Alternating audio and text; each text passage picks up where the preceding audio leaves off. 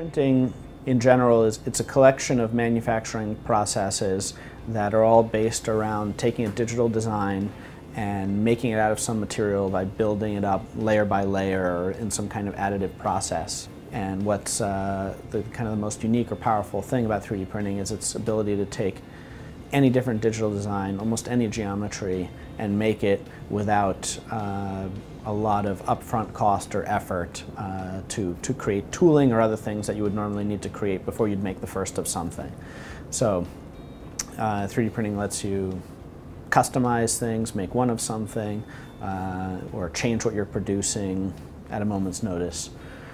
And there's a couple different 3D printing processes that they work in a range of materials: metals, plastics, ceramics, and some have different capabilities in terms of the materials they work with, or the size of parts they can make, or the resolution or detail of parts they can make. When we got started, stereolithography was, it's actually the first 3D printing process ever developed, and it's kind of the one that's the gold standard for high resolution and accuracy, really nice detailed parts, but it was also one of the most expensive and difficult to use. So we got started with the idea that we're going to take stereolithography, or SLA as it's known, and bring that into a desktop low-cost machine. So typical machines were starting at $70,000, $100,000, and when we introduced the Form 1 at about $3,000, that was a dramatically different price point. There's a couple of reasons why we were able to drive the price down so drastically.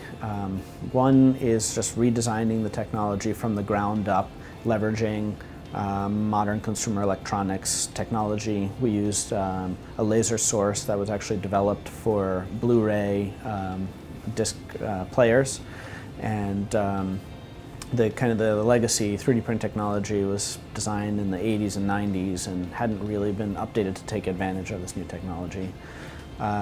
We also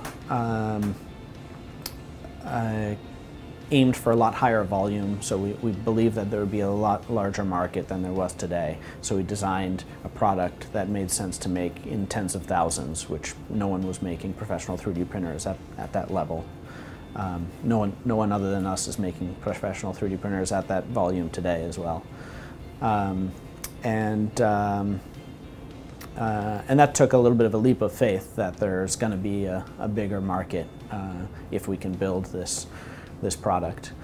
And then the last thing is just applying, getting a whole lot of really smart engineers from MIT and other great places together, and just applying a lot of brains to the problem and trying to do things differently.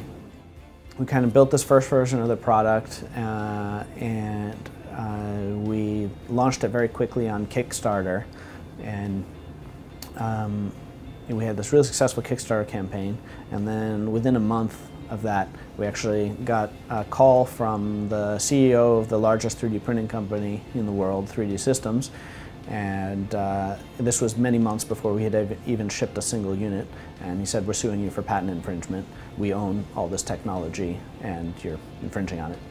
And that was a really stressful situation for sure, because we had basically nothing. We had maybe $1 million in the bank, and we had no real results to show yet except for this Kickstarter campaign.